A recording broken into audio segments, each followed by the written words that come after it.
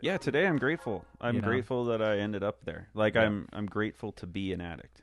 It's just Yeah. a weird thing to say, right? Yeah. Like I definitely would not have thought that before. I was like I accepted that I was an addict, but I wasn't like stoked about that idea. Yeah. It's But like now that someone's I'm like I've kind of accepted, okay, this is what it means to be an addict, and now I'm like a part of like a recovery community, and I have all these people who I can tell like my deepest darkest secrets to, which is another thing that I think a lot of people would find a lot of great relief in. They maybe find that in therapy, but it's interesting to have like a sponsor who you can just be like straight up tell your deepest darkest shit mm, to, and to know that that's part of the like that we're only as sick as our secrets, and we can kind of that I have a relief from that. And then I also have people like other people in recovery where I can just call them up at any point and like they can help me out. If I'm like, hey, I just want to use, or I want to do something stupid, mm, or even just like I built a lot of really cool relationships on this bedrock of like we were both in this really desperate place, and now, you know, we're like kind of recovering together. This like solidarity towards a common purpose of like staying clean and helping each other stay clean. um, yeah, it's really cool to be like to feel like I belong somewhere. I always felt with, you know, even in parkour, like the parkour community is really cool, and I did get a lot out of that. I do feel though, like I always tried to. I thought my way of getting like love or belonging or acceptance or something was to be better than other people and to get praise for being like super good, you know. So I would always try to like get really good to the point where like, oh, like I thought online attention was the same thing as love or something, you know. And it yeah. was sort of a lonely place to be, and to some degree, that's not like the Is that I the did have only more thing than of that. it? It Yeah. wasn't the only way that I felt that. Like I did have like close connections with you and like Knox and some of these other people, but um there was still always this feeling like I had to prove myself. You know what I'm saying? Like it's different when you come into a place where it's like, yeah, we all got here cuz we completely screwed up our lives. Welcome to the club. You don't know us shit. yeah. We don't owe you anything. We're just here to help, and Mm, to like just to start a friendship or a relationship with anyone on that level. mm. It's just it's a cool bedrock to start from Yeah. and to It's build almost like a second connections from. life that you're beginning with them. Yeah. It's like you've completely burned through your ego at least once, is what it kind of. Oh, trust me, I built it back a I bit. built it. I mean, we've been Yeah. constructing. We've been busy. Cranes. I got fucking cement coming on Wednesday, but like, Yeah. No, it's funny. it's just like, but yeah. but at one point you were just like, I don't give a fuck. Just tell me what I need to do because I don't even make choices anymore that I like care about because you know there's a certain again like, it's a desperation, but it's also a certain clarity because I think you sort of like dissolved at that point. You're like, I just don't I don't even exist. Yeah. And like, or I don't care to exist as I am existing. So you kind of stop again, like the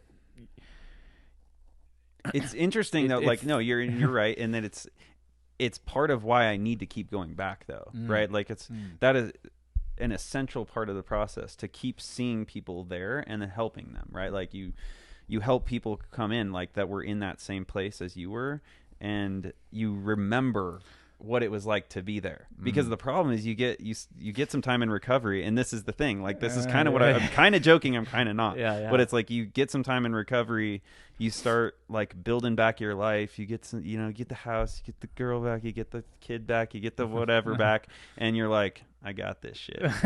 All right, guys, see you later. Peace. I'm doing recovered. it now.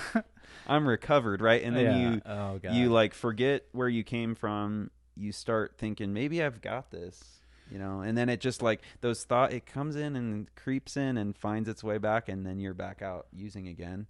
Or you're just using something else compulsively. Like it might not even be drugs. You know, I went to treatment with people who were like sex addicts. There was this whole track from people who came to treatment for porn addiction, for whatever. And it was interesting to be in the mix with like, alcoholics, sex addicts, you know, and I was only one of like 2 people that were addicted to drugs, like heroin and meth. But like, it was clear to me, at least on the surface, that like, oh, we share something in common here.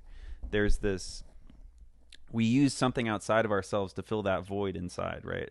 There's the like, and it became my solution for everything. So, you know, it was, if I was happy, I would use. If I was sad, I would use. There were all sorts of emotions that I didn't feel like I could survive without drugs at some point. Like there was, if I wanted to avoid a responsibility, I would, like, there was, everything was an excuse or a reason to use. And it was like, I think people get that to that point where, like, I saw people at that same point, but with like addiction to porn, or with addiction to like even like prostitutes or whatever. Like there were some different people that came through, and it was clear to me that, like, yeah, we all share something in common here. It's not like you're that much different than me. We're both just, we got to a desperate point where nothing was working anymore. And some people come in, they still have tons of money, but they're just so hopeless inside that, like, they've tried to fill that void so many times with something outside of themselves. Sex, money, whatever. There were even like workaholics that come in, right? And to that same treatment center. And what's up, bud? Tofu's woken up from his nap, and he's getting after it. He's got the zoomies. He's getting ready to but yeah, I mean, like, it's, yeah, there's a camaraderie in that too, like realizing, oh yeah, there's a lot of different ways you can get to that dark place without having to use drugs. And that's why I need a spiritual program, right? Like I need a program that continually helps me find inner, like, something inside myself that's worth, like, aiming at and developing and growing on a daily basis, as an alternative to searching outside myself for something to fill that void, right? So, like, starting my day with like a gratitude. I pray in the morning. I do a gratitude practice. I write at least one thing I'm grateful for. You know, I work on step work most days, or I don't know. It's a little less consistent right now, but I've gotten back into it.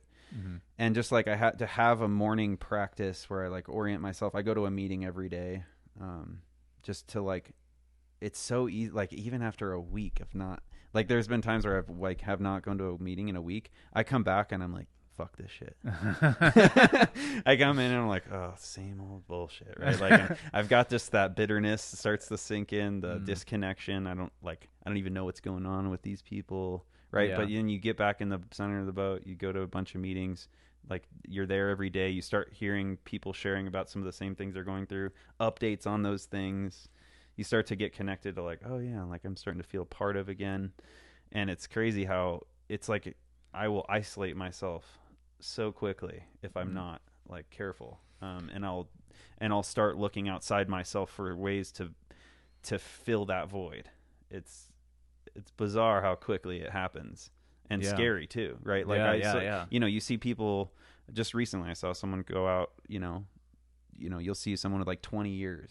They'll go back out and they'll die, or God. You know, they'll go back out and they'll come back in if they're lucky. Right. Yeah. And they're just like beaten, and you're just like, wait, what? And it sort of warps your mind. You're like, oh, and you, like, there's a saying where it's like, people who don't go to meetings don't see what happens to people who don't go to meetings. You see what I mean? Yeah. It's like, I don't see that. And so I'm just like, oh yeah, then life's good. Right. I don't see when you see people going back out, coming back in, going back out, dying. Right, you hear about it. You're like, okay, I need to stay, just stay here. Yeah.